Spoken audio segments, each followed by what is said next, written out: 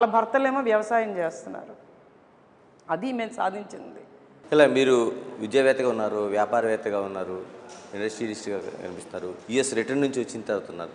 ఈ ప్రాంతంలో మీరు ఉంటుంది, ఇక్కడే పుట్టానంటున్నారు. అంటే మేజర్గా ఉండే సమస్య ఇన్ని సంవత్సరాలుగా అసలు పరిష్కారం కాకుండా ఉండడానికి ఏంటి ప్రధానమైన కారణం ఏంటి?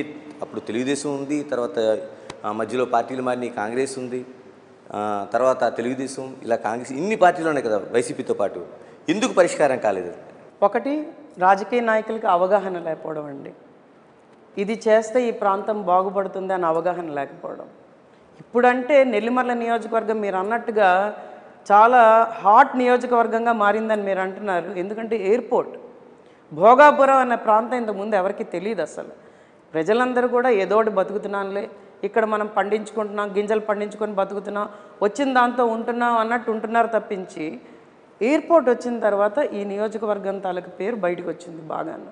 కానీ నేనేమంటున్నానంటే, ఎయిర్పోర్ట్ వచ్చినంత మాత్రాన నాయకులు చిత్తశుద్ధితో పనిచేయకపోతే, కరెక్ట్గా పనిచేయకపోతే ఈ ప్రాంతం అభివృద్ధి చెందదు. అంటే ఇప్పుడు నెల్లిమర్లలో కాదు, తెలుగుదేశం నుంచి కాదు, అంతకుముందు మిగతా చోట